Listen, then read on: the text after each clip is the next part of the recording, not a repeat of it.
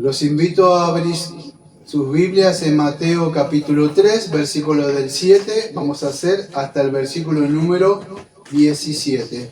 En esta ocasión le he decidido poner al título del sermón el bautismo del Espíritu Santo y fuego. El bautismo del Espíritu Santo y fuego. Basado en el texto de Mateo capítulo 3, versículo del 7 al 17.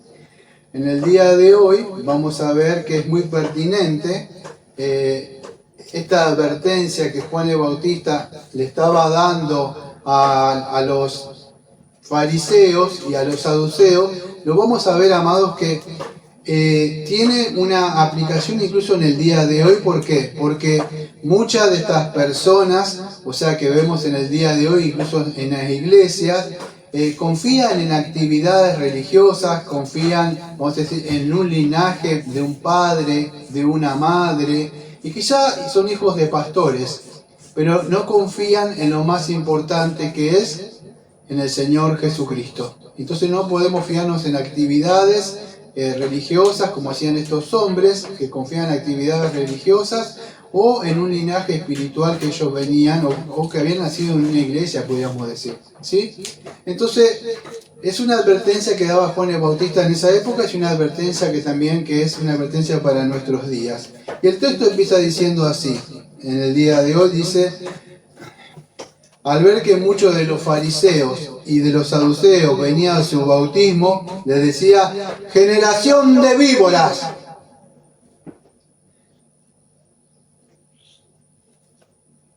¿quién os enseñó a huir de la ira venidera? Haced pues frutos de arrepentimiento, y no penséis en decir que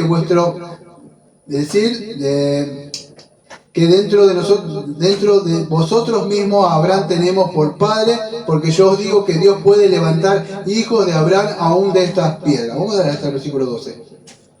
Y ya también el hacha está puesta a la raíz de los árboles. Por tanto, todo árbol que no dé buen fruto es cortado y echado en el fuego. Yo, la verdad, os bautizo en agua para arrepentimiento, pero el que viene tras de mí, cuyo calzado yo no soy digno de llevar, es más poderoso que yo, y él os bautizará en Espíritu Santo y fuego. Y de ahí viene el título del sermón. Su aventador está en su mano y limpiará su era, y recogerá su trigo en el granero, y quemará la paja en el fuego que nunca se apagará. El domingo pasado, amados, escucharon un sermón hablando del arrepentimiento, ¿no? Hoy vemos que es un poco más fuerte y más contundente, porque fíjese que esta gente que vemos acá, que eran líderes religiosos, quizá ellos estaban acostumbrados, muchos de ellos, algunos quizás venían a bautizarse como muchas personas vienen y confían en ¿qué? En el bautismo. Otros confían en actividades religiosas. Esta gente quizás escucharon que que Juan estaba bautizando, y toda actividad religiosa ellos venían a participar de eso. Pero quizás vamos a ver más adelante, porque el Señor Jesucristo los confronta a ellos. ¿Se acuerdan de Mateo? Le dice: ¿por qué no le hicieron a Juan el Bautista caso si ustedes sabían que venía del Señor? Otros pensaban que esto que ellos, para ellos, era que lo estaban insultando. ¿Por qué? Porque era algo quizá una herejía. Porque fíjense lo que estaba haciendo Juan el Bautista. Dice que venían, quizás nosotros no lo entendemos porque estamos en nuestra cultura. Y nuestra cultura, bautizarse, bueno, lo podemos entender. Pero para ellos no. Porque venían gente del pueblo del pacto. ¿Para quién era el bautismo generalmente en esa época? Era para aquellos gentiles que querían injertarse en el pueblo de Dios, y era gente impura. Y era como un paso, vamos a decir, como una purificación que hacía el gentil para entrar al pueblo de Dios. ¿Y por qué lo veían algunos de ellos como malo? Porque lo van a ver en Juan 8, bueno, acá no, pero en los estudios que hicimos de Juan, que ellos decían: nuestro padre es Abraham. ¿Por qué nos dice que tenemos pecado? Por eso, para ellos, bautizarse, ¿qué significaba? Compararlo con el gentil impuro y sucio, que tenía que purificarse. Lo que Juan estaba diciendo, acuérdense en los estudios los lunes o martes, que voy a aclarar un poco más de esto, Le está diciendo, ustedes son totalmente depravados, y tanto como el gentil como ustedes, para entrar al nuevo pacto, también tienen que hacer esta preparación. No es que el bautismo los salvaba, los preparaba, pero el asunto es que ellos se sentían comparados con esta gente. No sé si puede, para ellos, ¿cómo me vas a decir que me bautiza a mí? Tienen que entender la cultura. Ellos no necesitaban estas cosas, estos son para los gentiles que necesitan prepararse para estas cosas y purificarse. Nosotros ya está apartados. Es más, Romanos capítulo 9, versículo 4 al 5, que dice que ellos tenían los pactos, tenían las promesas. Ellos no, ellos necesitan, nosotros no. No sé si pueden entender. Por eso que le era chocante lo que decía Juan el Bautista, hay que se tuvieran que arrepentir. Y para ello, pues por supuesto que lo chocaba mucho. Pero ¿qué sucede? Que esta gente que vemos ahí, que no voy a explicar en el día de hoy, que son fariseos, que son saduceos, aunque eran, podríamos decir, no sé si decirles secta, pero eran líderes religiosos, y habían otros más. Pero estos son los dos más perturbantes, los más que estaban ahí, aunque habían otros más.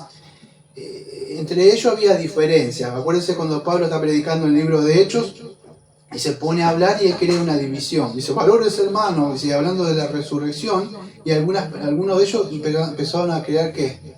División, porque ellos creían en la resurrección, y los que no creían en la resurrección, ¿qué pasaba? O sea, los saduceos no creían, los fariseos sí, se dividieron. Pablo fue astuto en esa prédica.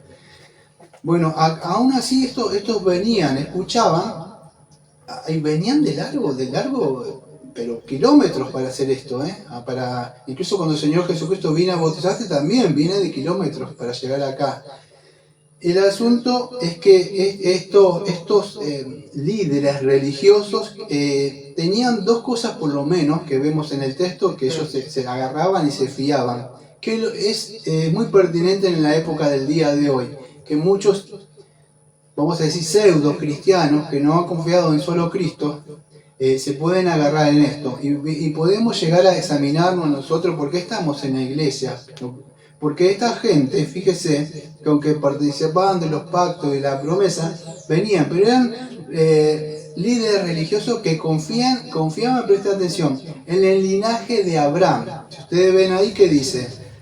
Dice el versículo número 7, dice uno, dice, venían generación de víboras, quien enseñó a vivir la ira venida, hacer pues fruto digno de arrepentimiento, y no penséis decir entre vosotros mismos, a Abraham tenemos por padre. Eso es lo primero que ellos se confiaban. Fíjese, vamos a hablar un poquito de eso. ¿Confiaban en qué? En la descendencia de Abraham, o sea, en el linaje según la carne de Abraham, ¿sí? Pero fíjese, ¿tenían fe en quién? En Abraham. Nosotros somos hijos de Abraham. Ahora analicemos un poco por arriba, nada más, Abraham. Abraham estos confiaban en el linaje que venía de Abraham, o sea que somos hijos de Abraham. Pero Abraham, acuérdense que en quién confiaba, según Gálatas 3:16, en la simiente que venía de él. No dijo, sígame a mí. Pero esta gente se confiaba, que tenían la fe puesta en Abraham. Y Abraham tenía puesta la mirada en la simiente que iba a venir de él.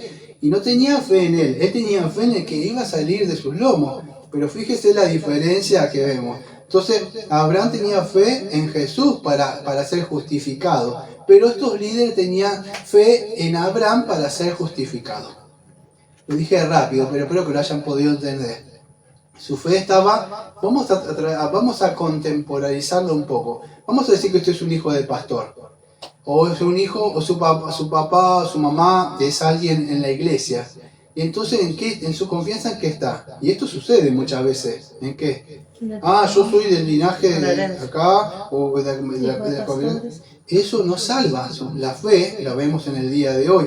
O podemos decir en los líderes, que ellos confiaban en qué? En sus puestos. Bueno, yo canto, yo bailo, danzo, todas esas cosas que no... O en un ministerio, podríamos decir. Incluso un pastor, en un oficio. En algo que puedo hacer dentro de la iglesia, que eso es la segunda cosa con que ellos confiaban. Todo lo que usted pueda confiar, porque ellos venían, incluso fíjese, usted puede venir a la iglesia, incluso con el correr del tiempo se le da, pero cuando usted con el correr del tiempo empieza a confiar y echar raíces y fundamentos sobre esas cosas, y no está confiando nunca en Cristo, entonces se empieza a desviar de la verdad. Y ellos venían con esas cosas, confiando en eso. En el día de hoy podríamos decir que ellos confiaban en qué cosa. en este momento, ¿qué era? Bueno, quizás una actividad religiosa. ¿Qué era? Bueno, el bautismo. En el día de hoy muchas veces, ¿vos sos salvo? Sí. En el año 1981, me acuerdo, un domingo, yo me entregué a Jesús y me bauticé. ¿Y sos salvo? Sí, me bauticé eso ahí. ¿Cuándo fuiste a congregarte? No, yo ya me bauticé, me dijeron que ya era un hermano, ahora estoy apartado. Y confían en un hecho que hicieron como el bautismo. Esta persona quizás confiaban en esa cosa como para salvación. Y eso simplemente lo preparaba nada más para aquel que lo iba a bautizar de verdad, el verdadero bautismo. Ustedes lo van a ver más adelante en el libro de Hechos, que no voy a tocarlo ahora, pero quizás vez tras vez lo voy a ir hablando. Cuando Pablo se encuentra con ciertos personajes y dice, ¿haber recibido el Espíritu Santo? Dice, no, los bautizamos en el bautismo de Juan, para arrepentimiento, pero ellos no tenían el bautismo del Espíritu Santo. En el día de hoy, cuando yo vaya a hablar dentro de un rato del bautismo del Espíritu Santo y fuego, no es como que creen estas iglesias. Yo dentro de un rato voy a hablar cuando llegue a ese versículo. Es muy diferente el bautismo de Espíritu Santo y fuego. Pero este bautismo de Juan preparaba a aquel que iba a venir. Lo preparaba para sus corazones para que se arrepintiera, como vimos el domingo pasado. Pero en el día de hoy hay personas que pueden confiar en el bautismo. Pueden confiar porque son buenos donadores para una iglesia, quizá que están ofrendando, en un ministerio que vamos a decir que están. Pero, escuchen, pero no daban fruto de arrepentimiento estas personas, no solo estos líderes, sino las personas no producían. Y un fruto de arrepentimiento, o sea, porque una fe, si no está depositada en Cristo, no sirve de nada. Todas las actividades y obras, es verdad, la fe sin las obras está muerta. Pero si esta fe está fundamentada en un bautismo, en algo que haga una iglesia, pero no está fundamentada en Cristo, no puede dar nunca fruto, porque el fruto del arrepentimiento, o sea, el fruto del arrepentimiento, si no entiende, es la santidad. O sea, la fe sin obras está muerta. Entonces, estos líderes religiosos, vemos que quizás se confiaban como muchas personas en el día de hoy. Bautismo, en lo que da en la iglesia, ministerio, en cantar, en bailar, en danzar, quizás en algún don que Dios quizás le ha dado, pero si su fe no está fundamentada en el Señor Jesucristo, no sirve de nada, porque lo demás son puras actividades que puede hacer una persona. Es más, quizás estos líderes sinceramente eran moralistas, personas que confiaban, vamos a decir, en la palabra de Dios y aplicándola a su vida. Pero el cristianismo no se trata de moralismo. El cristianismo se trata de ejercer fe en Jesucristo. Y en Jesucristo, como yo estoy arraigado en Jesucristo, doy frutos de arrepentimiento. Porque vamos a ver Mateo 7:15 que dice, por sus frutos los conoceréis. Y vemos acá que ellos nos daban fruto de arrepentimiento. Ellos confiaban en el linaje de Abraham, que venían de su linaje de Abraham. Vimos que Abraham confiaba en el Señor Jesucristo. Entonces vemos esa puerta errada que tenían. Porque si una persona no es regenerada, o su corazón no es regenerado, y eso sabemos que el hombre es depravado por sí mismo, entonces, ¿qué pasa? Nunca va a dar un fruto de arrepentimiento, de santidad, aunque tenga actividad dentro de una iglesia, incluso puede tener un ministerio, incluso puede predicar, pero si no tiene el fruto verdadero del arrepentimiento, nunca va a dar una vida santa y piadosa. Y veíamos eso en estos líderes, y es muy, podríamos decir, relevante con el día de hoy, con personas que solamente confían en cosas que ellos mismos hacen, y de eso se confían. Y vamos a ver que Juan el Bautista los confronta a estas personas diciéndole quién enseñó a huir de la ira venidera, un atributo de Dios que vamos a ver. Entonces, personas, amados, que vemos que no habían cambiado, por eso que Juan los confronta. Dice que el texto, al ver que muchos fariseos de los saduceos venían de su bautismo, le decía generación de víbora. ¿Por qué generación de víbora? Fíjese, porque todos nosotros, no solo ellos, nuestra simiente, antes de ser de la simiente de Cristo, nuestra simiente venía de Satanás. O sea, la generación, o sea, la víbora que picó el veneno, el pecado, de ahí viene una simiente. Fíjese que el Señor Jesucristo dijo que Él iba a traer a alguien que iba a pisotear tu simiente. O sea, ¿la simiente de quién? De la serpiente. Bueno, no solamente de estos líderes, todos nacemos de esa simiente de víbora. Somos hijos, como dice Efesios 2:1, hijos de ira, hijos de desobediencia. El hombre por su propia naturaleza amada no puede, sí le puede gustar hacer actividades, cosas, pero no le gusta la palabra. ¿Por qué? Porque arrepentimiento, ¿qué significa? Humillación. Sí, humillación y Volverse. volverse. Entonces, una persona que de verdad se arrepiente, ¿qué va a dar? Frutos. Por eso que los frutos son las obras que muestran o evidencian que una persona se volvió del pecado. Una persona da fruto, esos frutos son la evidencia de un corazón. Lo que ha sucedido adentro, la palabra que fue sembrada, tiene que dar fruto y volverse. Mateo 7:16 dice, por sus frutos los conoceréis. Y entonces, fíjese, es más, me voy a adelantar unos capítulos, ahí mismo en Mateo, capítulo 7, pero voy a dar del versículo número 15 en adelante. Mateo capítulo 7, versículo 15 en adelante. Por su fruto los conoceréis. Guardaos de los falsos profetas que vienen a vosotros vestidos de oveja, pero por dentro son lobos rapaces. Por su fruto los conoceréis. ¿Acaso se recogen uvas de los espinos o higos de los abrojos? Así todo buen árbol que da buenos frutos, así todo buen árbol da buenos frutos, pero el árbol malo da frutos malos. No puede el buen árbol dar malos frutos, ni el árbol malo dar frutos buenos. Todo árbol que no da buen fruto, preste atención porque más adelante voy a tener que repetir esto, es cortado y echado en el fuego. Vez tras vez el Señor me va a mostrar esto. Todo lo que no produce fruto bueno, el Señor dice, no va a podar. Como el Señor poda para crecimiento. Cuando el hacha está puesta en la raíz, significa, voy a cortar de cuajo, se dice, para que sacarla.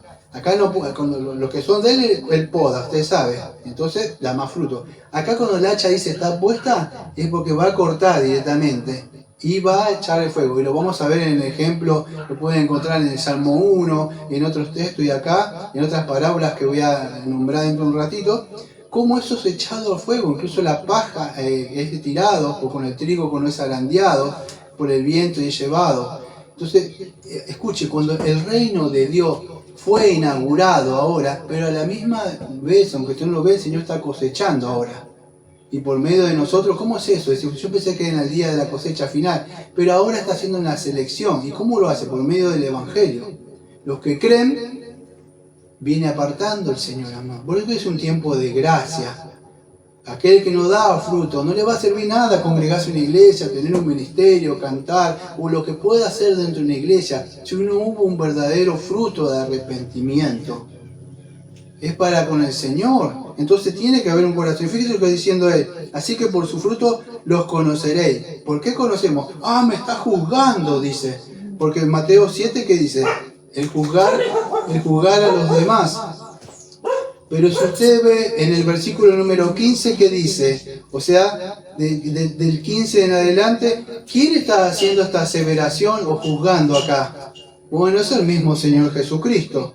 Pero fíjese lo que dice del versículo 21 al 23. Dice, no todo el que me dice Señor, Señor entrará en el reino de los cielos, sino el que hace la voluntad de mi Padre que está en los cielos. Versículo 22. Muchos me dirán en aquel día, Señor, Señor. Fíjese que lo dice dos veces esto.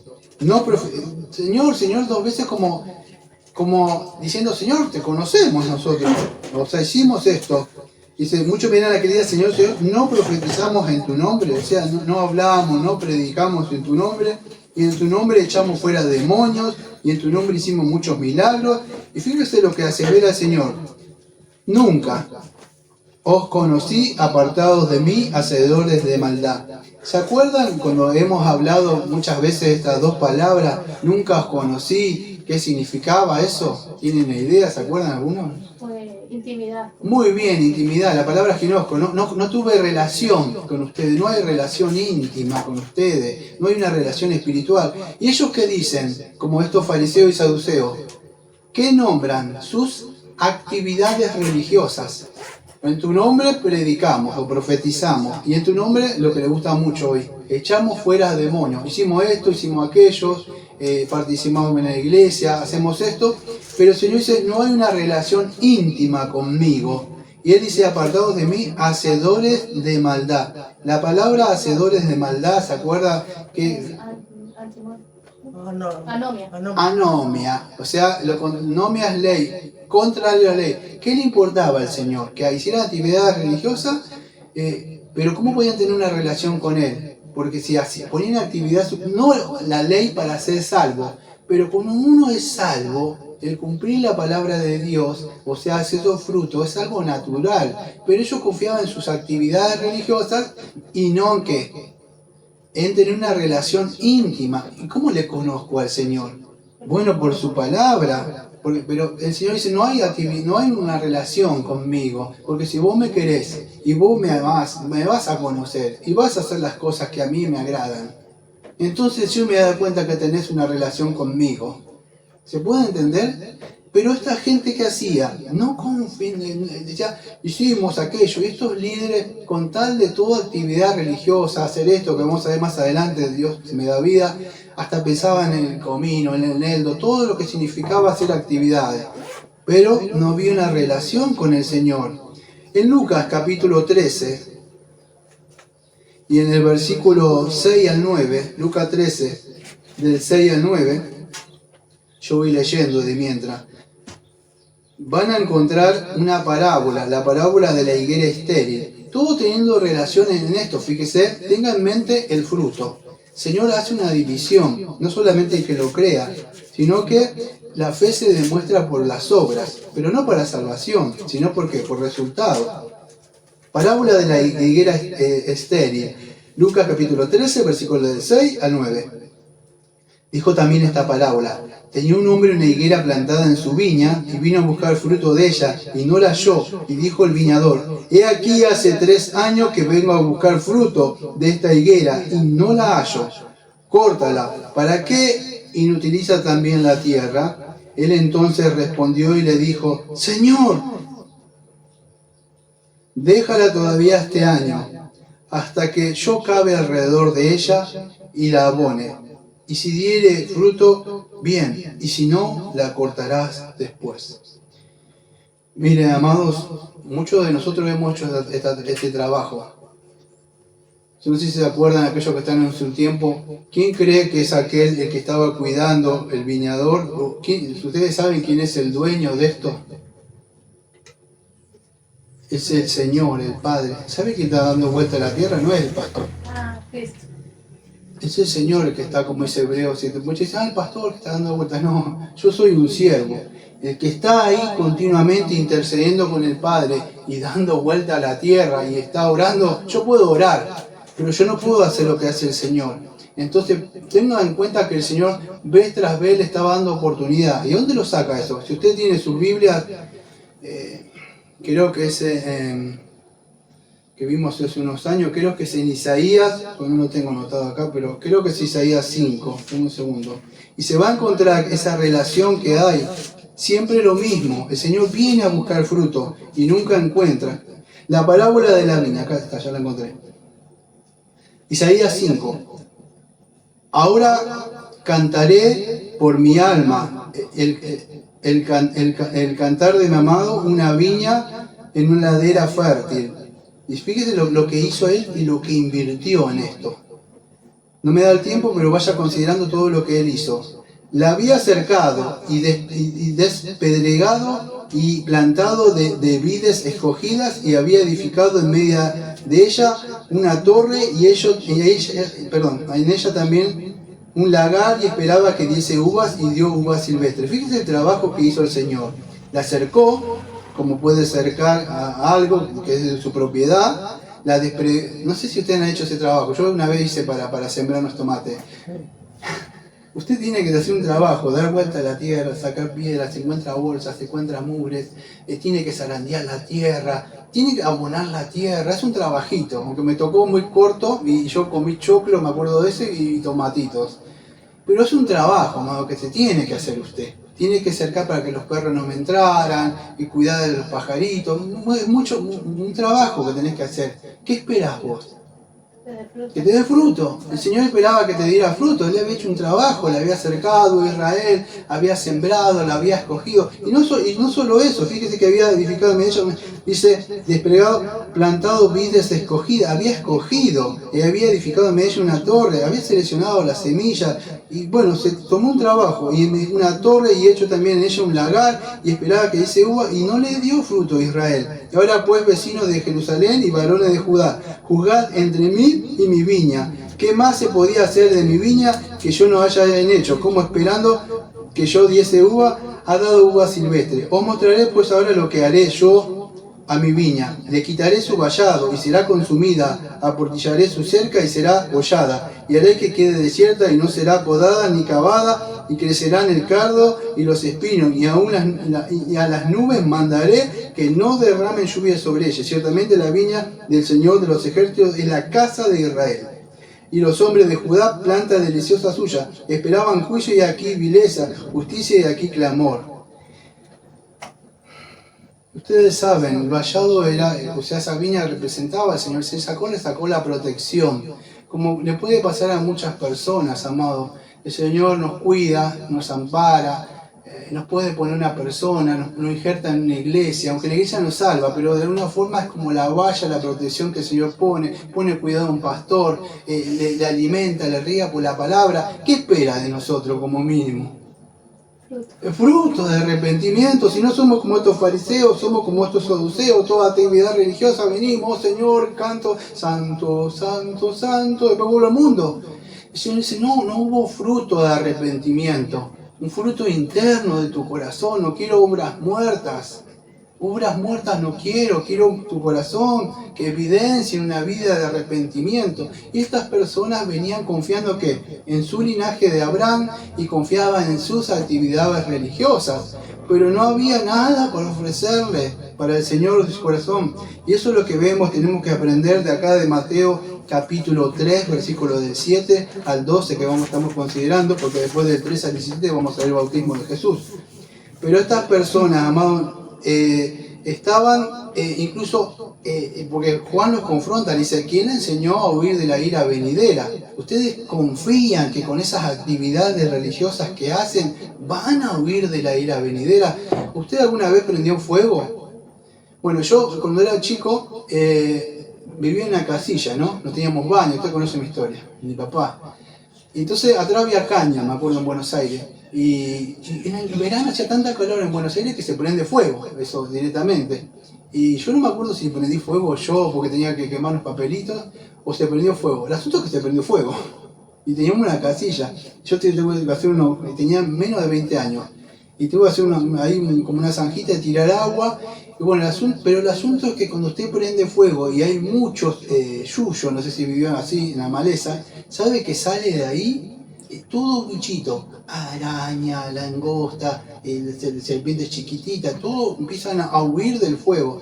La descripción que Juan está diciendo, ¿quién les enseñó? O sea, generación de vibra, porque le dice, porque ya le expliqué, todos venimos de esa simiente de la serpiente, de Satanás. Pero ellos huían de alguna forma como evadiendo su mente con sus actividades, pero no había un corazón regenerado. Eso más o menos para que puedan entender. ¿Quién le enseñó a huir de la ira venidera? Dice, y él le dice, la única forma es hacer fruto de arrepentimiento y no penséis que decir dentro de mí. Y él lo confronta con una de las dos cosas que ya la estuve enumerando. En su confianza del linaje abrámico, según la carne. Pero no confiaban como Abraham, que Abraham confiaba en Cristo. Entonces le está diciendo, la única forma, no de huir, pero es confiar en ¿quién? En el Señor Jesucristo, ¿no? En obediencia que Él, porque en la cruz vemos que cae la ira. Y ahí, aunque no me da el tiempo, porque es un sermón, ¿no? En la semana voy a hacer una exposición mejor de algunos de estos temas temáticos. Vemos que estas personas se estaban escapando de ese atributo que no me da tiempo, que es, hoy se habla mucho del atributo de Dios, del amor de Dios. Pero fíjese que Juan el Bautista, él le dice a ellos, generación de víboras. ¿Por qué? porque estaban huyendo ¿qué? De un atributo de Dios. ¿Y cuál es el atributo de Dios que ellos estaban queriendo escaparse? La ira. Muy bien, la ira de Dios. Y eso es un atributo de Dios, amado. Es verdad que cuando nosotros tenemos una moneda, un billete, podemos mostrar una cara, pero tiene otra cara. Y el atributo de Dios es uno, ustedes saben, es completamente. Pero entre todos esos, en ese atributo hay uno que es la ira de Dios y la justicia de Dios y la santidad de Dios. Y ellos se querían escapar de la ira de Dios haciendo actividades religiosas. Entonces, vemos que la única forma porque nosotros cuando nosotros decimos somos salvos ¿de quién? De la ira. De la ira de Dios mismo. Pero la única forma de ser salvo de la ira de Dios es cuando nos fiamos y confiamos en aquel que llevó la ira de Dios, porque en la cruz cayó la ira de Dios. Dios dice que es fuego consumidor. Y es así. Vamos a ver el otro ejemplo dentro de un rato, que todo lo que nos sirve, vamos a decir, el Señor está al aventador para tirar, y vamos a ver un ejemplo, cómo se va a parar el fuego. Entonces, vemos que Juan el Bautista lo está confrontando. ¿Y saben lo bueno? Porque Juan, no sé si saben lo que significa el nombre de Juan, tiene un nombre también ahí que significa el Señor es benigno. Eso significa Juan. Ustedes conocen que mi nombre significa el Señor mi juez. Pero ¿sabe que por qué es benigno? Porque Dios podría juzgarnos a todos, amado, y no advertirnos de nada. Y Él seguiría siendo justo. Pero a pesar de eso, fíjense, manda a Juan el Bautista, que significa Dios es bueno. Pero también, aparte de Dios es bueno, Dios es fuego consumidor. Le está advirtiendo por su benignidad. ¿Qué es benignidad? Bueno, que Juan significa el Señor es bueno, le dice, si ustedes no se arrepienten y no dan fruto de arrepentimiento, le espera esto. Y fíjese cómo Dios es bueno, justo y misericordioso. Está diciendo, no confíen en sus actividades, no confíen en cosas de este mundo o actividades religiosas o moralismo. Confíen en aquel de verdad que hizo justicia, que para que ustedes no lleven esta ira. ¿Y quién es? El Señor Jesucristo, amado. Entonces vemos que Juan está advirtiendo esto de la ira venidera. Acuérdense que lo que dije yo hace un rato, con el juicio con la venida de Cristo que se inaugura, aunque no se consuma, se inaugura el reino de Dios. Pero Juan el Bautista, si ustedes se acuerdan, conocen un poco de historia, conocen su Biblia, Juan el Bautista que esperaba, y cuando decía, más adelante cuando lo llevan en cárcel, pobre, y empieza a decir, ¿qué dice? Este es el que ha de venir, pregúntenle. ¿Por qué? Porque en esa cultura, ¿qué esperaban ellos? Que el libertador los libertara y ¿qué hiciera con los impíos? ¡Pum! Al fuego eterno. Pero Juan ve que no pasa eso. Porque en la venida de Dios, la venida del Mesías, vemos que primero Él viene como Salvador. Y presta atención porque esto es importante. Él viene como Salvador ahora. Pero a la misma vez, aunque entre ya y todavía no, presta atención porque por medio de este reino inaugurado y por medio de lo que estamos llevando ahora, que se llama Evangelio, a la misma vez, aunque hay un juicio venidero escatológico en su segunda venida, ¿sabe de dónde empieza el juicio? Ya empezó con Él. ¿Sabe por qué? Porque cuando predicamos vamos a ver que el Señor sabe qué está haciendo. Separar. Trigo, paja. Y eso empieza ahora. No que no llegó el momento, no, en ese día viene el juicio ya. A donde van. Ahora está haciendo la separación, granero. Acá. ¿Y cómo lo hacemos? Cuando llevamos el Evangelio y los que creen para un lado y van separando y el Señor va llevando esto de acá para allá. Por eso le digo hace años, hoy es el tiempo de gracia. Hoy es el tiempo donde usted puede venir y arrepentirse. Lo único que el Señor requiere es un corazón humilde y que venga y que confiese sus pecados ante Él y diga, Señor, yo no puedo vivir la vida que usted exige, me arrepiento, con un corazón sincero, como dice el Salmo 51, versículo 17. Porque Israel, usted lo ve tras vez en el Antiguo Testamento, amado, y lo ve que ellos nunca podían cumplir estas normas. Siempre era lo mismo, y ellos nunca llegaban a la medida que el Señor les demandaba. Y eso es lo que vemos. Si vemos, amados, en Apocalipsis, que ya lo vieron, creo que ustedes ya lo vieron, en Apocalipsis, no sé si lo vieron todos, pero la mayoría que en el capítulo 20, si se acuerdan, y en el gran día del juicio final, versículo 11, porque dice 20, versículo 11 al 15, yo lo voy a leer nada más. El juicio ante el gran trono blanco, y vi un gran trono blanco, y acá vemos la ira de Dios, y al que estaba sentado en él, y delante de él, el cual huyeron la tierra y el cielo, y en ningún lugar se encontró para ellos. Y vi a los muertos grandes y pequeños, esto significa que no hay distinción de tanto rico como pobre, delante y pequeños de pie ante de Dios, y los libros fueron abiertos, y otro libro fue abierto, el cual es el libro de la vida. Fueron juzgados los muertos por las cosas que estaban escritas en los libros, según sus obras. Y el mar entregó los muertos que había en él, y la muerte y el Hades entregaron los muertos que había en ellos.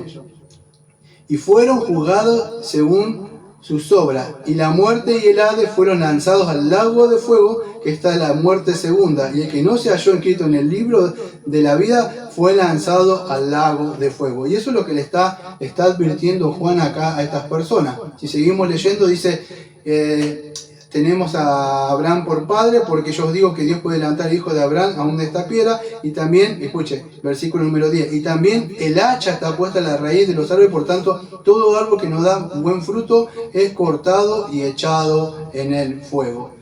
Fíjese lo bueno de esto, la advertencia. Dios vez tras vez advierte como un semáforo. ¿Vio cuando usted va en un lugar y le advierte? No sé si se ha manejado, y le advierte o pone señales. El Señor vez tras vez nos envía a alguien, como enviaba en la antigüedad predicadores, enviaba profetas, nos manda tratados. Dios es bueno, continuamente advirtiendo. Lo bueno de esto, ustedes que hablamos con ustedes en esta semana, que el hacha, no sé si le ha pasado, alguno me vio cuando tuve que cortar un árbol ahí, ¿no? ¿Y qué hacía siempre con el hacha que tengo? Yo agarro y mido a donde voy a pegar y pongo, pero todavía no corté. O cuando me tocó cortar atrás, pegar, o cuando se levantó allá en la parte de allá, hace muchísimos años, como 20 años atrás, se hubo que cortar ese árbol que nunca más creció, se edificó la parte de allá. Pero usted pone el hacha, pero no está poniendo el hacha para podar ciertas partes para que dé fruto. Acá la idea está en la raíz. El Señor, la palabra no sé si es cortar de cuajo, Dios va a cortar. Pero lo bueno de este tiempo ahora es que Dios dice, todavía está puesta. No la he bajado. Es un tiempo donde podés arrepentirte. Y es un tiempo de gracia donde las personas, el Señor dice, el hacha está puesta, todavía tenés tiempo, todavía te podés arrepentir. Amados, lo cierto es que nosotros no sabemos cuánto vamos a vivir. Nadie tiene comprado. Llega esta fiesta y dígame qué hace la gente para estos días. ¿Qué está anticipando cuando sabe si va a vivir mañana? Todo el barrio acá, ¿qué empiezan a hacer? ¿Qué van a comer? ¿Qué van a hacer? ¿Pero para qué? Navidad. La Navidad. Tengo esto, aquello, ¿dónde la vas a pasar? ¿Dónde vamos a ir? Amado, lo cierto es que las personas no saben si van a vivir, si van a estar el día de mañana. Lo más seguro que podíamos tener, si usted no tiene a Cristo ahora, es asegurarse, porque lo más cierto es que de verdad nos vamos a encontrar con nuestro Creador o con nuestro Padre. Pero Él está diciendo que se arrepientan. ¿Por qué? Porque el hacha estaba puesto ahí, y si no da fruto, es cortado. Fíjate que vimos la parábola ahí, de que estaba diciendo, dame un tiempo más, en Lucas 13. Y si usted ve en Mateo, capítulo 21, en el mismo libro de Mateo que estamos considerando, estoy mostrando unas cuantas. ¿Sabe por qué estoy mostrando esto? Porque quiero que vea que el Señor Jesucristo, aunque es justo y misericordioso, y es también amor, el Señor vez tras vez nombró, y no tuvo miedo de nombrar la palabra, ¿sabe cuál? Infierno. Hoy se ha sacado del púlpito, infierno, se ha sacado juicio. Y ustedes lo ven, ya lo nombraron varias veces. ¿Qué cosa? De lo que no sirve es echado el fuego. Y en Mateo, Mateo 21, versículo 18 al 20, dice lo siguiente. Maldición de la higuera estéril. Ya vimos otra vez la higuera, vimos que en Isaías, vimos en Lucas, en Mateo, lo que no da fruto. Y acá otra parábola más, que es parecida a la otra, pero no es la misma. Maldición de la higuera estéril. Y por la mañana, volviendo a la ciudad, tuvo hambre. Y viendo una higuera cerca del camino, vino a ella, y no halló nada en ella, sino hojas solamente. Y le dijo, nunca, jamás nazca de ti fruto. Y luego se sentó se secó la higuera. Viendo esto, los discípulos decían maravillados: ¿cómo es que se secó enseguida la higuera? Respondiendo Jesús le dijo: de cierto os digo, que si tuvierais fe y no dudares, que no solo haréis esto, sino que de la higuera, sino que de este monte dijere: quítese y echad en el mar, será echado. Y todo lo que pidieran en oración, creyendo, lo recibiréis. Lamentablemente este texto fue más interpretado por los pentecostales, ¿no?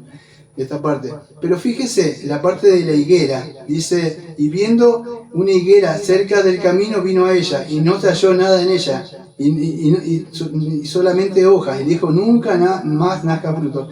No sé si a usted le ha pasado como a mí, que a veces no se sorprendió cuando dijo: ¿cómo es posible que el Señor fue a pedir? Pero usted encuentra en otras partes, cuando va a pedirle a uno, creo que es un don que tenía que dar, y es que le dice: yo sabía que tú que vienes y pides y donde no sembraste, ¿se acuerda? Y él dice: siervo malo, pues si sabías esto, ¿por qué no lo pusiste en el banco? Pero según algunos creen, yo estuve leyendo, había una época donde en esa época higuera, aunque no estaba dando fruto, tenía que dar como unos dátiles, los pequeños cositos, frutitos, aunque sea, no un fruto, pero se esperaba que diera algo. La semilla. Sí, algo para comer que daba, pero no estaba dando el fruto. No es que Dios dice: no encontró nada, porque no era el tiempo. Es como que usted le venga a pedir fruto cuando diga: bueno, el Señor sabe cuándo nos va a salvar, ¿no? Usted sabe predestinación, ¿no? ¿Conoce eso? Y le voy a salvar, pero le voy a pedir fruto 10 años antes que sea salvo. Eso es imposible porque todavía no llegó el tiempo de la salvación. Usted, no, ¿cómo es posible si no me salvó? Bueno, pero se esperaba que ese arbolito, esa higuera, por lo menos diera algo. ¿Y usted cómo sabrá eso? Bueno, pues yo tuve higuera, aunque no lo crea, cuando era chico, vivía en Buenos Aires, hacia acá había una higuera, y daba unas cositas chiquitas ahí, que no estaban para ahí, pero sí te podías comer algo de ahí. No era como el higo que usted lo tocaba y era sacar un nudito, pero te daba algo. Pero no lo tenía. Entonces lo que quiero mostrar es que, fíjese, vez tras vez, la higuera, la parábola de la viña, en Isaías, en Mateo 7 y en otras partes en Apocalipsis, todo lo que no sirve es echado en el fuego. Además, creo que en 1 Corintios capítulo 3 también el Señor, habla por Pablo, donde dice que lo que es hojarasca y no me acuerdo qué otra palabra, dice paja, va a ser echado al fuego.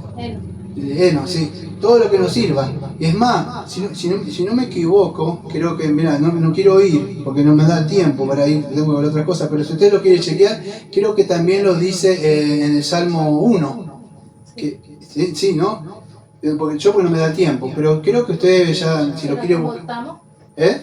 Sí, el tamo, sí, o sea que eso se echaba al vientito y se lo llevaba, y que por el peso caía. Bueno, por ese ejemplo lo va acá también. Dice: yo la verdad, bueno, esta parte no, porque vamos a ir a otra parte. Dice: Abraham, opondré, Abraham, y yo también el hacha te ha puesto a la raíz de los árboles, por tanto todo algo que no da fruto es cortado y echado en el fuego. Fíjese, también había cuando, hablando eso del tamo, que te estaba diciendo en el Salmo, creo que es el Salmo 1, había, no me acuerdo el nombre, porque esto no conozco bien, pero era como, no sé cómo decirle, era como, yo le digo como un rastrillo, pero no es un rastrillo, tenía un nombre, el aventador, creo que lo dice acá. Sí. En la parte, sí, fíjese acá, bueno, esta parte del versículo 11 lo voy a dejar para más adelante, porque quiero unir más todo del juicio, pero vamos a pasar hasta el versículo 11 para poder explicarlo después aparte, que es relevante con el título del sermón.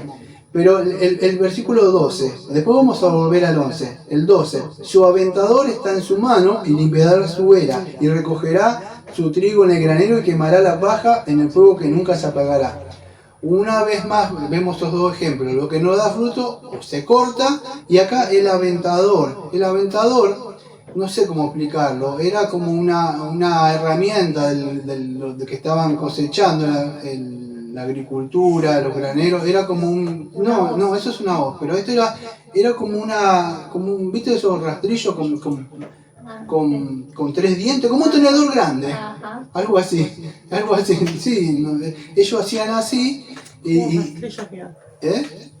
Sí, el asunto es que algunos creen que lo tiraban al aire. Lo que veo que que nosotros nos comemos del trigo, no sé, con ese que se cae como una pajita, o del arroz que hay como una cosita que lo cubre, ¿sí? La cascarilla, eso, el tamo, la cascarilla. él agarraba y tiraba, pero lo tiraba en un lugar que estaba abierto. ¿Por qué? Porque el viento hacía y eso se llevaba lo que no servía. Y el peso del grano que hacía caía. Algunos lo hacían en un lugar cerrado con dos paredes, tenían un lugarcito con dos paredes cerradas y del otro lado había fuego. Y hacían un lugar donde había viento. Entonces ellos hacían así y tiraban. Lo que pasaba con el viento es que esa pajita que no servía, lo que volvía, ¿a dónde iba? Al fuego, se quemaba y el grano caía. Que lo que vamos a ver más adelante en otras parábolas, siempre el Señor mostrando estos ejemplos cotidianos, lo que es la paja y el trigo, o sea, que crecen juntos, ustedes lo ven, uno se cae por el peso y el otro parece gritar, pero no.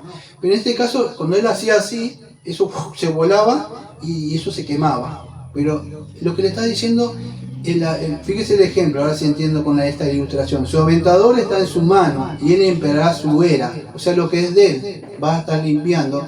Y lo que está cayendo, ¿dónde lo está recogiendo él? En un granero. Vamos a decir que los que están entrando en el nuevo pacto, en el reino, la iglesia nos salva, ponga eso. O sea, nosotros anunciamos de aquel que salva, pero aquellos que el Señor nos va salvando, de alguna forma los va poniendo en lo que le diríamos el granero espiritual, que es acá. Pero en sí el granero es el reino de los cielos en su segunda venida cuando venga. Pero Él va apartando los suyos, los va sacando. Y esto es por medio del mensaje de salvación. En el día de hoy llevamos este mensaje. Y usted quiere, que amado, crea o no lo crea, el mensaje es como una espada. Divide, usted siempre lo va a ver, esa división. ¿Por qué? Porque del huerto de Edén el Señor dijo esto. No lo dijo pastor Daniel, no lo dijo un pastor conocido, lo dijo el Señor. Dijo, yo crearé división entre tu simiente y mi simiente.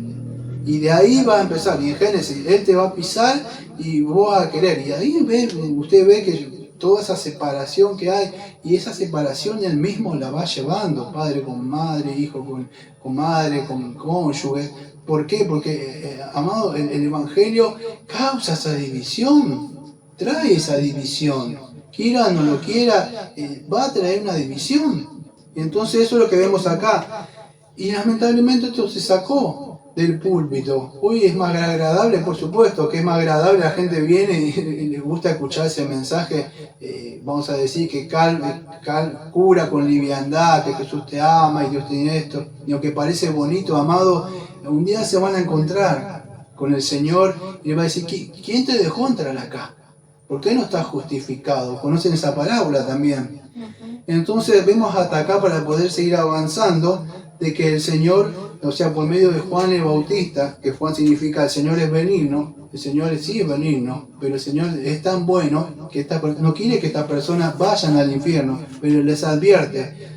Ustedes, de alguna forma, ellos eran sepulcros blanqueados, nada más por fuera, haciendo esas actividades, confiando en actividades religiosas, se querían venir a bautizar, vemos por Juan el bautismo, nosotros queremos también bautizar, pero el Señor, Juan nos confronta, porque sabían, a mí no me da tiempo, pero en Lucas le dice, hagan fruto de arrepentimiento, venían romanos, parece conforme con su salario, el que tiene, uno le dé al otro, o sea, estas actividades nos salvan, ¿está? Pero cuando uno es salvo, quiere resarcir el error que hizo, quiere pedirle perdón a una persona sinceramente, esas son las frutas que nacen de que uno está en la verdadera vid que es Cristo. Y si usted está injertado en Cristo, va a dar fruto. Va a dar fruto, porque está en Cristo. Y después dice, bueno, esas actividades, ¿por qué está mal? No tengo que hacer nada. ¿Salvo siempre salvo? No, es que tu fe se va a evidenciar por un corazón sincero. Tus frutos van a ser espirituales. Tus frutos no van a ser cosas materiales, aunque sí muchas de esas cosas son materiales, pero nacen de un corazón de verdad espiritual, por amor al Señor. No para que me aplaudan y me vean mi ministerio o cosas. Todo lo que hago, hasta lo más pequeño que hago en los secretos, el Señor lo sabe. Y algún día usted va a escuchar la palabra que dice, bien siervo, bien sierva, en lo poco me fuiste fiel. Hay recompensa y galardón.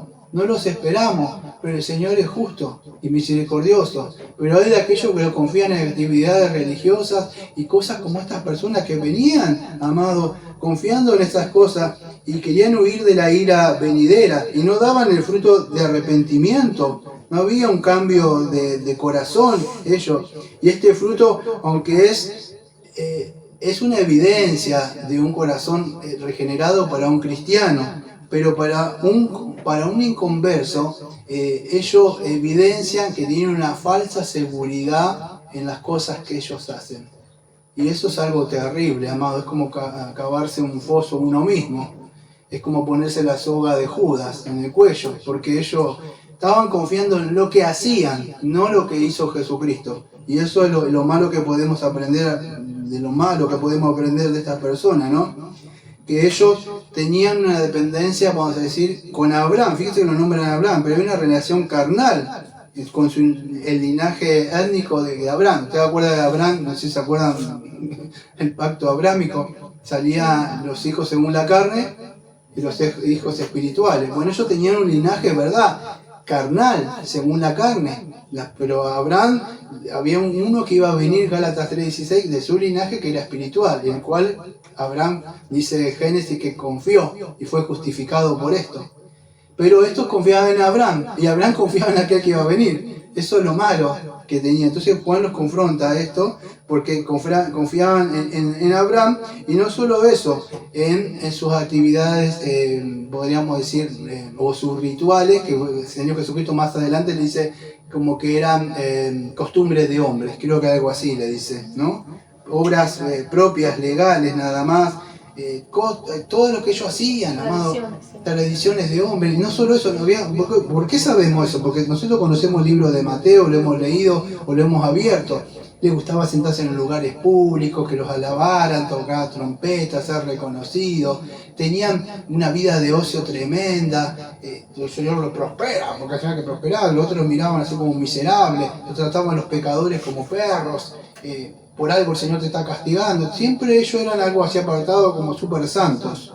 Entonces el Señor le decía, es más, por el pueblo de Israel, cuando Isaías 5 lo confronta, por el mismo Señor, lo mismo que Juan, ¿qué hacían? No daban fruto de arrepentimiento, de un corazón que había sido regenerado. Y todo esto daba, amado, no es que uno decimos, me estás juzgando. Yo no te puedo juzgar, lo que sea que estás dando de evidencia que no has nacido de nuevo. Y eso es lo que estaba diciendo acá. Estaban confiando en todo eso. Para resumir, en su herencia religiosa y, punto número 2, vimos en sus actividades religiosas. La herencia religiosa y las actividades religiosas que ellos estaban llevando a cabo. Pero no confiaban en el Señor. Y eso es lo que pasó con estas personas.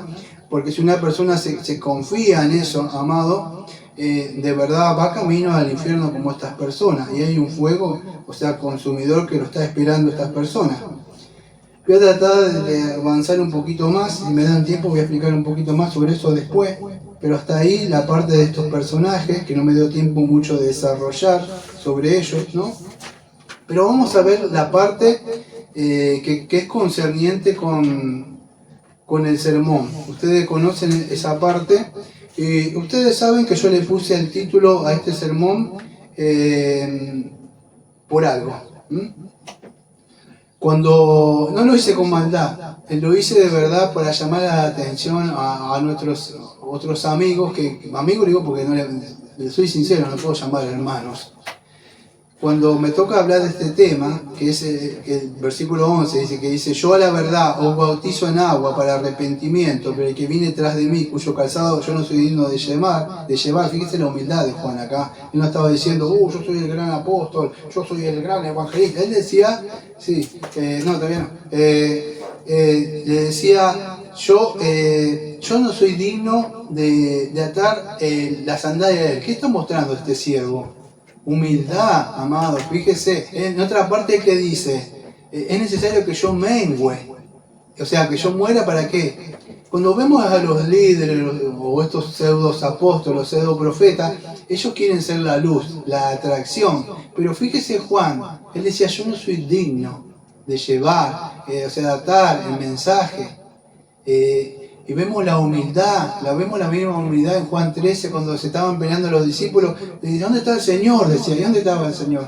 lavando los pies. El Señor estaba agachado ahí, mostrando a aquel que quiere servir, tiene que ser, o sea, primero servir, ser humilde. Y acá lo vemos, la humildad de Juan, en otra, ustedes diciendo, yo necesito que yo mengüe. Él quería que se enfocara en aquel de verdad que salva. Nosotros traemos un mensaje nada más y anunciamos, fíjese, aquel que va a venir. Y lo mismo que hacía Juan, ahora hago yo. Él ya vino. Pero téngalo por seguro que Él va a volver en su segunda venida. Y va a venir como fuego consumidor, va a venir a juzgar a las personas. Por eso que si hoy no ha venido a Cristo, puede venir. No se fíe en su actividad religiosa, no se fíe en que me bauticé, o que hago esto en la iglesia, o que tengo este don, o que hablo, profetizo, en las cosas que pueda usted confiar. Fíese de Cristo, arrepiéntase de sus pecados. Y las otras cosas, tanto por la fe, van a venir esas obras. Pero ahora vamos a ver esa parte que dice acá, ¿qué es este bautismo que él dice acá? Porque algunos creen que es un bautismo amado por fuego. Dice, no, el bautismo del Espíritu y fuego. Y aunque es verdad que a veces es relacionado con los dones espirituales, no es así. ¿Ustedes saben lo que es contexto? El contexto que yo traté de procurar es que se viene un juicio, está diciendo. Y Dios está separando. Pero fíjese el bautismo que está hablando. Dice, os bautizarán en el Espíritu Santo y fuego. Y acá, para poder entender acá las palabras de Juan, tenemos que ver este bautismo del Señor Jesucristo por lo menos en dos aspectos. El bautismo del Señor Jesucristo, no el bautismo de Juan. El bautismo de Juan es para arrepentimiento y preparar a las personas en los corazones, que ya vimos el domingo pasado, para que vengan. Pero el bautismo que habla del Espíritu Santo, el primer bautismo del Espíritu Santo es cuando Él nos regenera a nosotros. La regeneración antecede, vamos a decir, a la conversión, para que después venga esa santificación. ¿Qué son?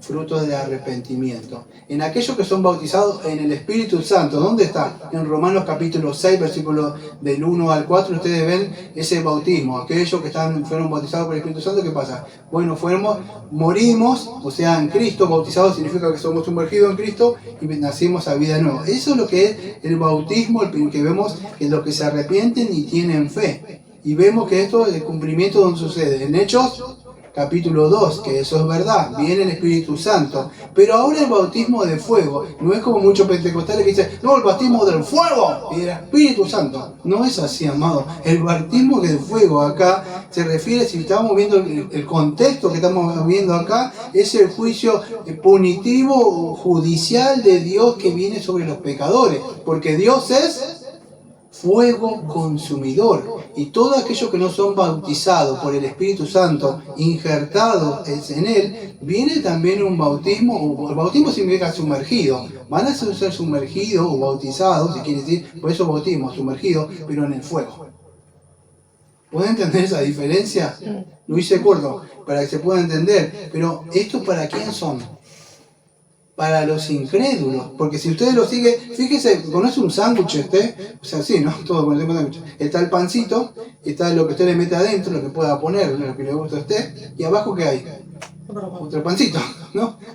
Entonces, pero fíjese que arriba está el pancito que habla de la separación, que hay el hacha que está ahí, después vemos el bautismo, y después el otro pancito que, bueno, el aventador que está ahí, que el fuego. Pero en el contexto que nos está mostrando, ese juicio que hay, o aquellos que son bautizados por el Espíritu Santo, o sea, son regenerados. Aparte tendría que ir a Romanos 6 usted, para poder entender esto. En Romanos 6 nos habla del bautismo, que son bautizados, o sumergidos, o injertados, si quieren ser, por este bautismo que vamos a ver que Jesucristo, dentro de un rato vamos a ver que está anticipando como nuestra cabeza federal.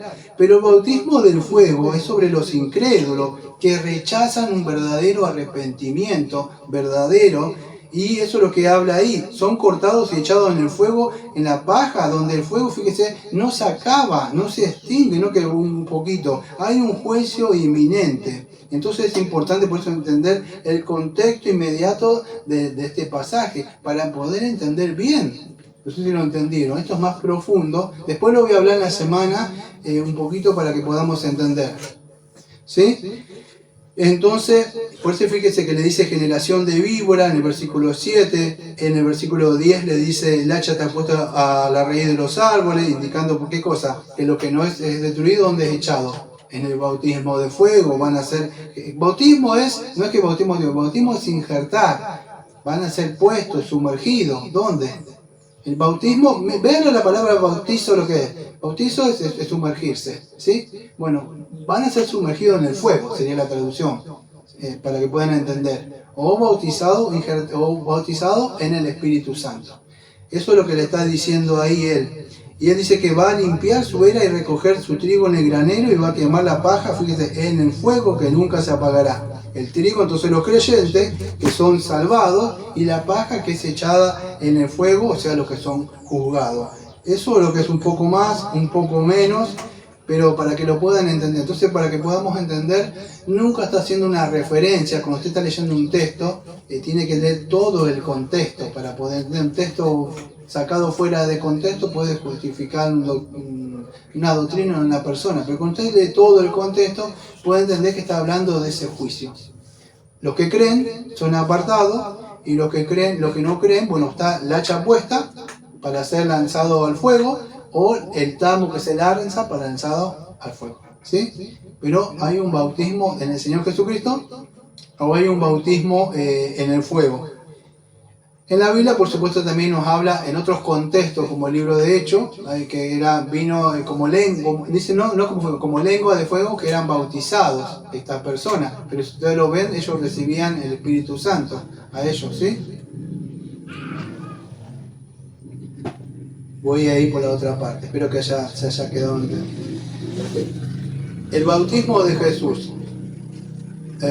Esta parte yo después lo voy a estar desarrollando un poquitito más en el día de la semana, el bautismo del Señor Jesucristo, porque ahora lo voy a hablar un poco nada más lo que es el bautismo del Señor Jesucristo, pero si vos me das tiempo en la semana, los voy a ir porque es bastante largo lo que tengo que dar. Ahora le voy a dar un poquito una explicación a grandes rasgos, porque tengo que hablar todo lo que es el pacto de obras y el pacto de gracia y la identificación con el cabeza federal. Pero voy a explicar un poquitito sobre el contexto para que podamos entender. El bautismo de Jesús. Entonces Jesús vino de Galilea a Juan, al Jordán, para ser bautizado por él. Fíjese, esto era, no me acuerdo cuántos kilómetros tuvo que hacer el Señor para venir ahí. Y acuérdense que después de tanto tiempo, después no sé cuánto, para empezar un ministerio creo que yo tenía que pasar tenía que tener como, creo que cerca de 30 años. Ustedes ven ese tiempo que se cortó, y acá de pronto, ¿se acuerdan que estuvimos viendo todo eso anteriormente?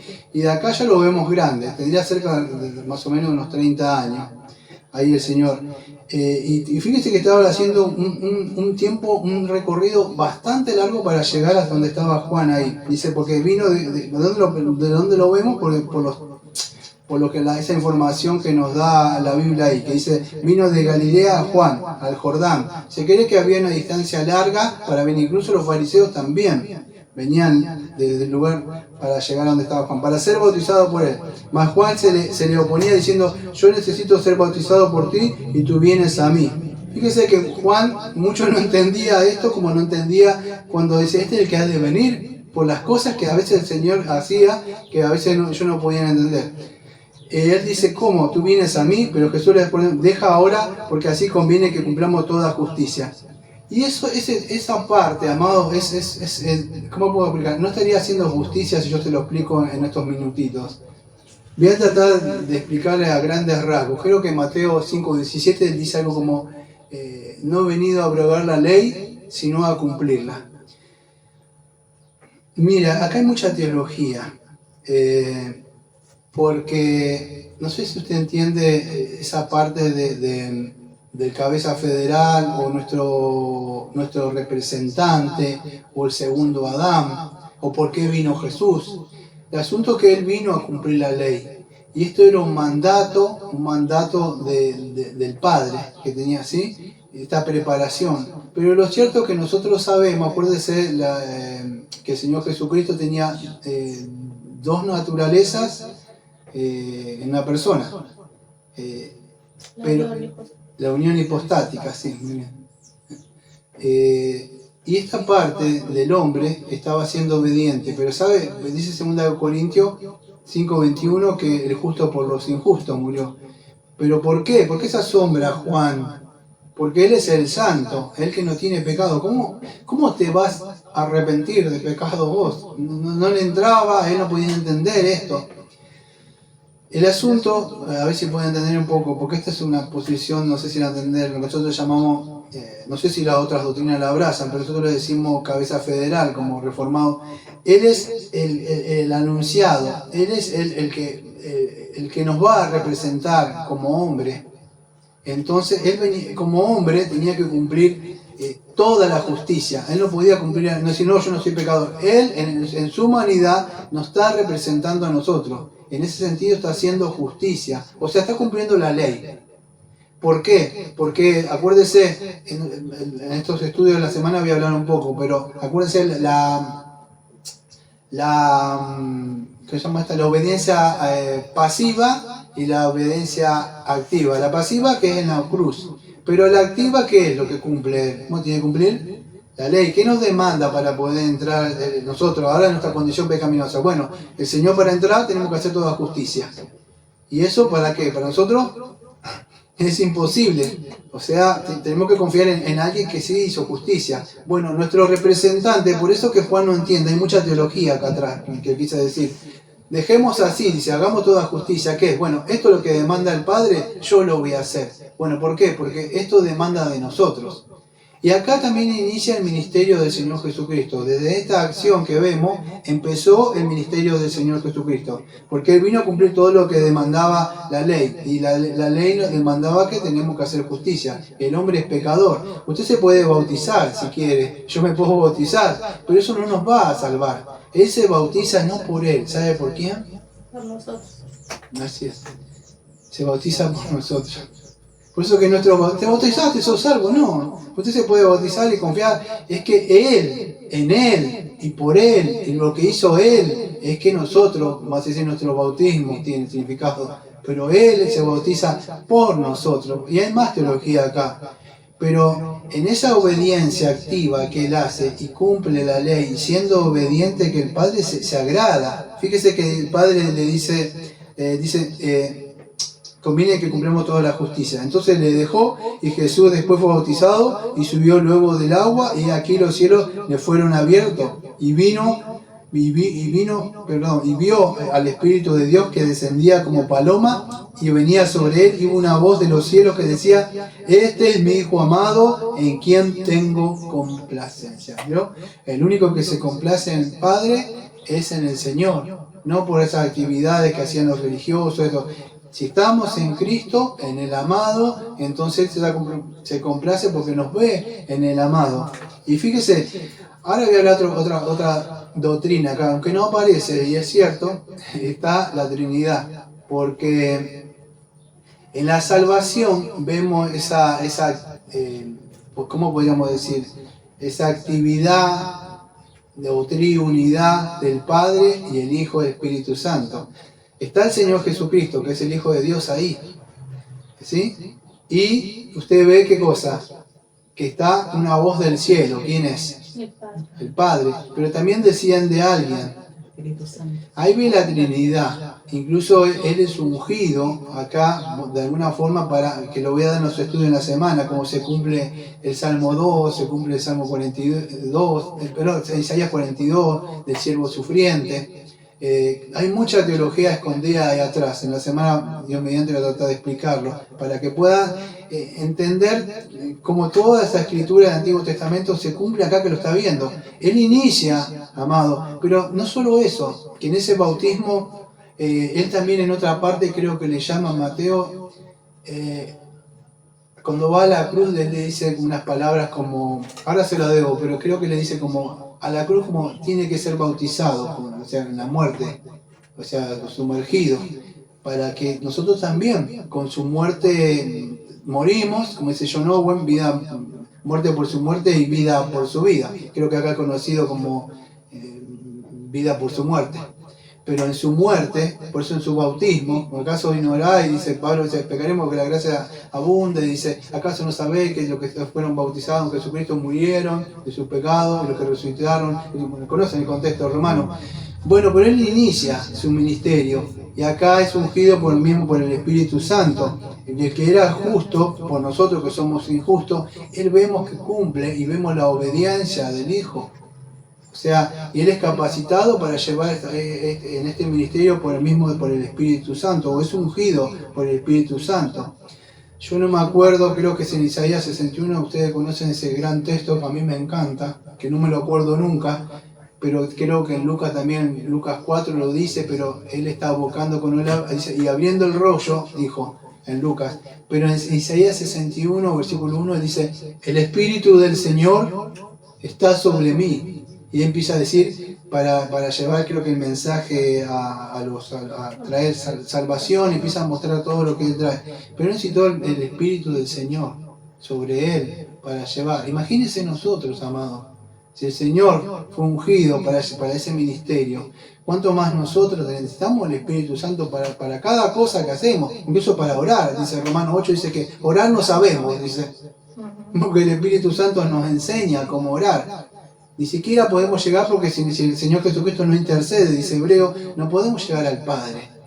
Entonces necesitamos asistencia. Entonces vemos la Trinidad, el Padre, el Hijo y el Espíritu Santo cooperando, vamos a decir acá, ¿todo para qué? Para llevar este ministerio que tenía que llevar el Señor Jesucristo. Porque el domingo que viene vamos a ver algo como entra alguien maligno en acción. Y ese es Satanás. Fíjese que el Señor es llevado después al desierto, vamos a ver un poco de eso, y como él es tentado, y de una forma mostrando lo que Israel no pudo hacer, él lo hizo. ¿Sí? Y eso es lo que podemos aprender acá, porque el domingo, en la semana voy a hablar un poquito más sobre esto, pero ahí vemos su ministerio que empieza, amado, y siendo nuestro cabeza federal, identificando con nosotros para llevar a cabo esta vida de obediencia. De alguna forma, él sabía el dolor, porque sabía que de ahí en adelante, amado, empezaba su ministerio. Empezaba todo lo que él quizá había vivido con su madre, como carpintero, todo eso quedaba atrás. Empezó el llamamiento y el Señor lo llama y lo unge para eso con el Santo Espíritu. Y vamos a ver esa confusión que vemos acá con Juan, que él no podía entender todo esto, amado. Por eso voy a tratar en esta semana de explicar un poco más. ¿Por qué? Porque quiero que nosotros después podamos apreciar todo lo que el Señor hizo ahí y todo ese pacto de obra quebrantado del Edén y cómo Él viene a cumplir este nuevo pacto y ser nuestra cabeza federal y todo lo que tiene que llevar a cabo, todo en la obediencia activa y la obediencia pasiva. Pero eso lo vamos a dejar para la semana esta que ahora. Vamos a orar, amados, y vamos a encomendarnos al Señor. Amado Padre, Señor, venimos al trono de la gracia, Señor, para agradecerle. Señor, estuvimos viendo el domingo pasado y este domingo, Señor, ese mensajero que usted mandó, Señor, del desierto, que prepararan el camino, Señor, que enderezaran sus vidas, que se arrepintieran. Este domingo vimos, Señor, como mucha gente venía a querer cumplir, Señor, esto, Señor, que se acercaban confiando en su linaje, quizá que venían de sus padres que eran cristianos, como puede ser en el día de hoy, actividades religiosas, cosas que pueden hacer, dice, bueno, yo hago esto, aquello, y muchos de ellos, Señor, no se habían arrepentido, no tenían un corazón sincero, no habían confesado sus pecados, porque de verdad una persona que de verdad se arrepiente, hay una metanoia, hay un cambio, de verdad. Y no podemos huir de la ira de usted, Señor, en nuestras obras o confiando en actividades religiosas como hacían estas personas, Señor, sino que la única forma es confiar en el Señor Jesucristo para dar esos frutos que usted quiere, Señor.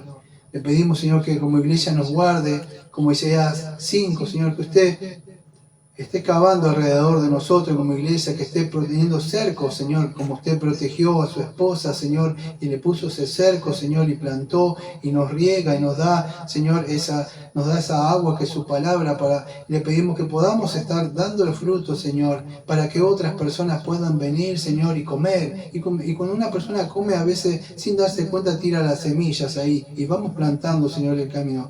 Le pido, Señor, por favor, que sea usted ayudándonos, Señor, a llevar este mensaje de salvación a otras personas, pero también de advertirle de la ira venidera que viene de aquellos que de verdad no se arrepienten. Le pedimos que siga haciendo la obra, aquella obra que empezó de nosotros, que usted la termine, Señor, y que nos ayude, Señor, para que podamos perseverar como su pueblo, como una nación que usted quiere, Señor, que esa que nosotros conocemos como la perseverancia de los santos, Señor. Le pedimos en nombre de Jesucristo, como siempre decimos, amén. Amén. Amén.